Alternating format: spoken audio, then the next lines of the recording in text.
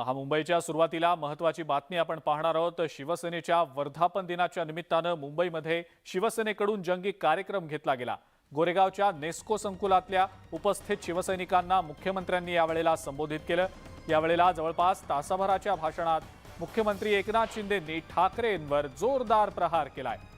गेल्या वर्षी 20 तारखेला क्रांतीची सुरुवात झाली आणि त्यानंतर लोकांच्या मनातलं शिवसेना भाजप युतीचं सरकार स्थापन केल्याचं मुख्यमंत्र्यांनी म्हटलंय। खुर्चीसाठी बाळासाहेबांचे विचार तुम्ही सोडले, तुम्ही गद्दारी केली असा घणाघात मुख्यमंत्र्यांनी ठाकरेंवर केलाय। शिवसेनेचा धनुष्यबाण तुम्ही गहाण ठेवलेला होता, तो आम्ही सोडवून आणला असा खोचक टोलाही मुख्यमंत्र्यांनी लगावला। बाळासाहेबांची पुण्याई आहे, पण तुम्ही आपल्या मर्यादेत राहा अशा स्पष्ट शब्दात मुख्यमंत्री एकनाथ शिंदे यांनी उद्धव ठाकरेंना थेट इशारा दिलाय।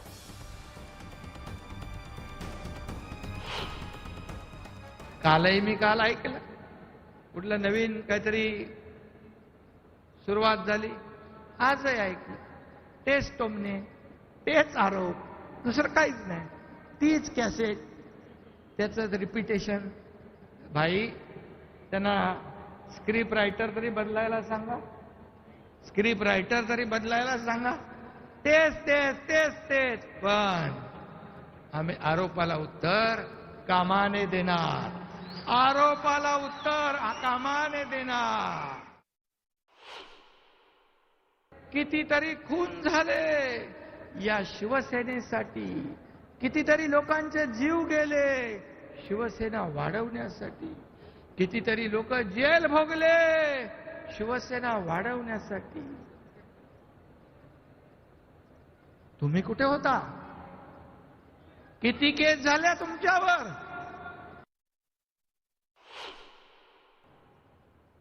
गद्दार दिवस म्हणून 20 तारखेपासून गद्दार दिवस साजरा करूया, आणि बोलता बोलता बोलले आपल्या गद्दारीला 1 वर्ष झालं,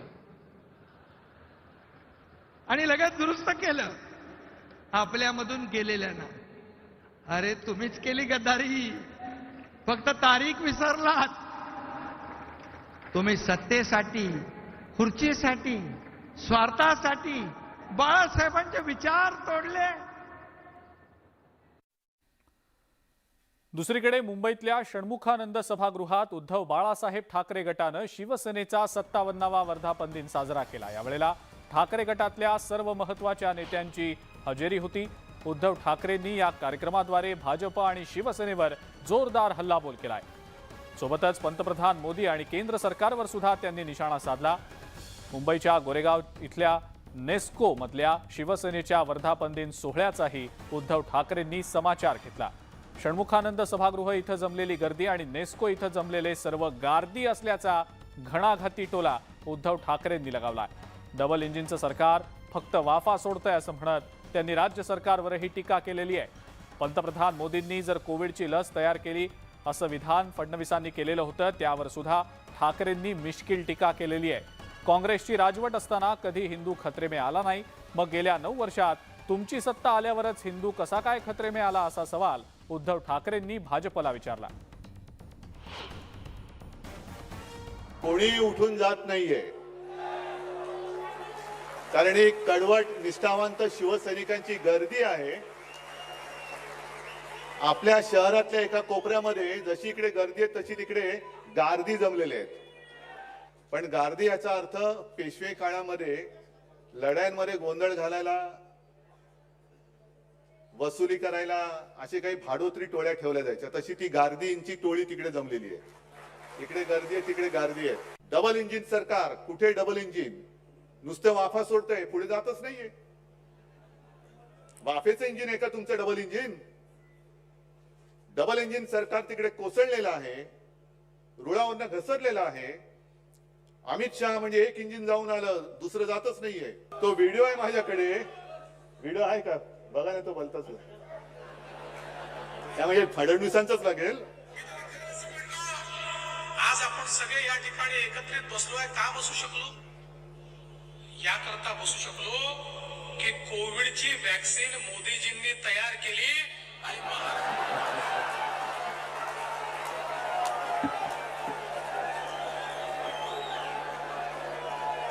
काय कुठून यांच्या डोक्यात व्हायरस घुसलं तेच कळत नाही. बघा आहे ना, हास्य जत्रेपेक्षा जास्त लाफ्टर आम्ही राजकारणी येतो. सगळ्यांना मानसिक रुग्णांना त्या समीर चौगुलेंच्या दवाखान्यात पाठवलं पाहिजे समुपदेशनासाठी. आणि सगळे आवली आहेत, एकापेक्षा एक आवली, लवली खोडीच नाहीये.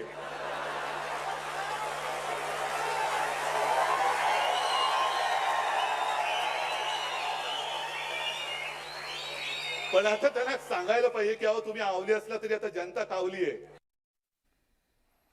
राज्याचे उपमुख्यमंत्री देवेंद्र फडणवीसांनी कल्याणमधल्या मेळाव्यामध्ये उद्धव ठाकरेंचा जोरदार समाचार घेतलाय. ठाकरेंनी खुर्चीसाठी भाजपची युती तोडली आणि पहिली गद्दारी ही ठाकरेंनीच केली आहे अशी घणाघाती टीका फडणवीसांनी केली आहे. एकानं शिवसेना बुडवली, मात्र एकनाथ शिंदेंनी शिवसेना वाचवली असा टोला फडणवीसांनी ठाकरेंना लगावलाय. दरम्यान ठाकरेंनी मोदींचे फोटो लावून मतं मागितली आणि निवडणुकीनंतर गद्दारी केल्याची टीका फडणवीसांनी केली आहे. खऱ्या अर्थानं या महाराष्ट्रामध्ये गद्दारी कोणी केली असेल? उद्धव ठाकरेजी. तुम्ही गद्दारी केली, आमच्या सोबत आमच्या मतांवर निवडून आलात, आमच्या पाठीमध्ये खंजीर खुपसून आमच्याची गद्दारी करून खुर्ची करता, केवळ त्या ठिकाणी मुख्यमंत्री पदाकरता. उद्धव ठाकरेजी तुम्ही काँग्रेस, राष्ट्रवादी काँग्रेस सोबत गेलात. अरे गद्दार गद्दार तर म्हणून या महाराष्ट्रात जर कोणाला म्हणायचं असेल तर पहिली गद्दारी ही उद्धव ठाकरे तुम्ही केली आहे, ही तुमच्या त्या ठिकाणी सहकार्याने केली आहे. त्यामुळे खरे गद्दार हे तुम्ही आहात. रात्री झोपेतून दचकून गुगल उठायचे, संताजी आ गया, धनाजी आ गया, अशा प्रकारे त्या ठिकाणी रात्री दचकून उठायचे. अशा प्रकारची ती अवस्था मी ऐकली होती. आता मोदीजी आणि अमितभाईंचं नाव घेतलं की हीच अवस्था उद्धवजींची, हीच अवस्था पवार साहेबांची आणि हीच अवस्था काँग्रेस पार्टीची होऊन राहिली आहे. उद्धवजींचं भाषण ऐकलं, त्याला भाषण म्हणावं की उकारी म्हणावी हा प्रश्नच आहे. मी असे शब्द वापरत नाही, पण मला वापरायला मजबूर करतात कृपाशंकर सिंगजी. ही ओकारी होती. केवढा मळ निघाला, केवढा मळ निघाला. खरं म्हणजे त्यांची अवस्था हीच आहे. त्यांची अवस्था अशी आहे की त्यांना जळी स्थळी काष्टी पाषाणी मोदीजी आणि अमितभाई दिसतात. मुंबईमध्ये वर्धापन दिनाच्या भाषणामध्ये उद्धव ठाकरेंनी देवेंद्र फडणवीसांचा एक व्हिडिओ दाखवत मोदींनी कोरोनाची लस बनवली असा फडणवीसांनी दावा केल्याचं म्हटलं. यावर उपमुख्यमंत्री देवेंद्र फडणवीसांनी ट्विट करत जोरदार प्रत्युत्तर दिलंय. अकोल्यातल्या भाषणातील 2 मिनिटांचा पूर्ण व्हिडिओ ट्विट करत देवेंद्र फडणवीसांनी म्हटलंय की अर्धवटराव, मी काय म्हणालो होतो ते तुम्ही पूर्ण ऐकलंच नाही. असो, आता ऐका. याच अर्धवटपणामुळे तुम्हाला पानिपत शब्द अलीकडे अधिक आठवायला लागला, म्हणून म्हणतो स्क्रिप्ट रायटर बदला असा टोला फडणवीसांनी लगावलाय.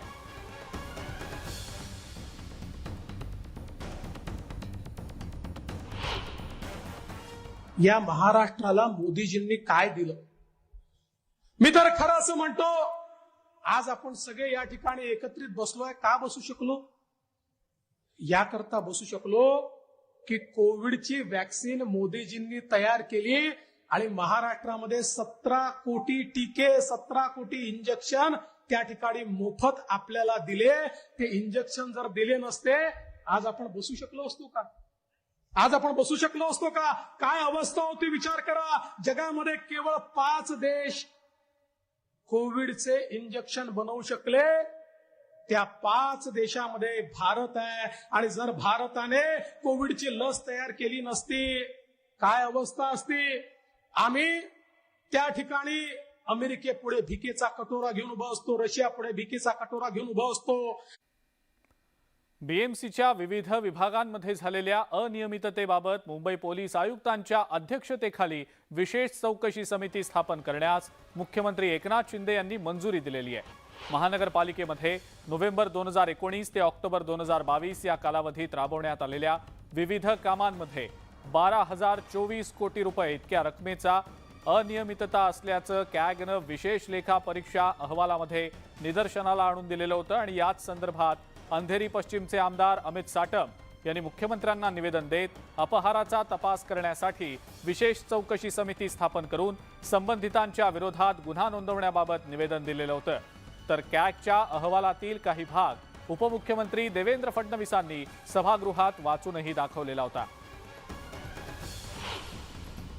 आजच महाराष्ट्राचे मुख्यमंत्री एकनाथराव शिंदेजींनी या ठिकाणी मुंबईच्या महानगरपालिकेमध्ये सीएजीच्या रिपोर्टमध्ये आलाय 12,500 कोटी रुपयाचा घोटाळा त्या ठिकाणी शिवसेनेच्या उद्धवजींच्या नेतृत्वात झालाय. आजच एकनाथराव शिंदेनी त्याच्यावर SIT तयार केली आहे आणि आता त्या SITच्या माध्यमातून जो जनतेचा पैसा तुम्ही तुमच्या तिजोरीत नेलाय त्यातली पै न पै वापस आणण्याचं काम हे या ठिकाणी आमचं सरकार निश्चितपणे करेल. मी महाराष्ट्राचे मुख्यमंत्री श्री एकनाथजी शिंदे आणि उपमुख्यमंत्री श्री देवेंद्र फडणवीस साहेबांचे अत्यंत मनापासून आभार प्रकट करतो की माझ्या मागणीनुसार जी स्पेशल कॉएकच्या ऑडिटच्या रिपोर्टवरती जे ताशेरे त्याच्यामध्ये ओढण्यात आले होते त्याच्यावरती एक SITची मागणी मी केलेली होती आणि त्वरित त्याच्यावरती SIT ही नेमण्यात आलेली आहे. आणि मुंबई महानगरपालिकेमध्ये जो भ्रष्टाचार झाला त्या भ्रष्टाचाराच्या मागे कोण होते याचा पर्दाफाश येणाऱ्या काळामध्ये होणार आहे. ब्रेकनंतर आपल्या सगळ्यांचं पुन्हा एकदा स्वागत.